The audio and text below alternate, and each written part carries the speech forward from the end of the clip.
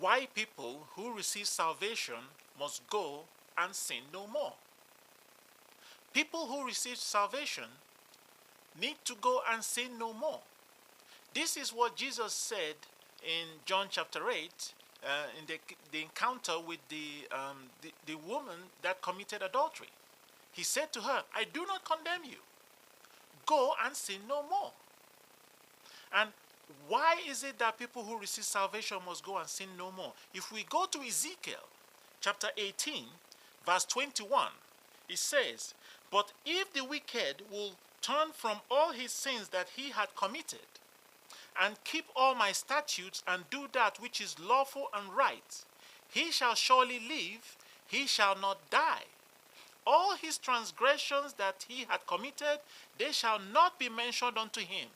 In his righteousness that he had done, he shall live. Have I any pleasure at all that the wicked should die? This is the salvation we receive when we accept Jesus Christ and come to God. However, in verse 24, he says, but when the righteous turneth away from his righteousness, and committed iniquity, and doeth according to all the abominations that the wicked man doeth, shall he live? All his righteousness that he had done shall not be mentioned. In his trespass that he had trespassed, in his sin that he has sinned, in them shall he die.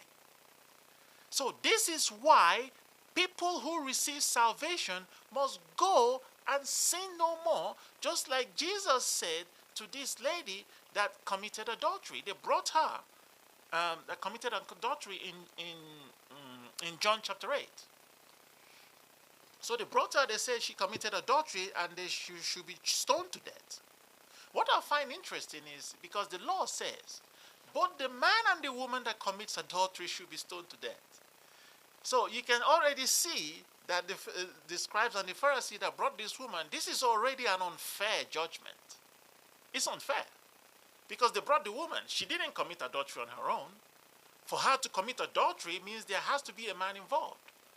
So, and the law actually says, stone both the man and the woman that commits adultery. That is what the old law says. So already this is an unfair judgment. Which is why Jesus was just there, he was just writing on the floor and said, okay, let he who has no sin cast the first stone.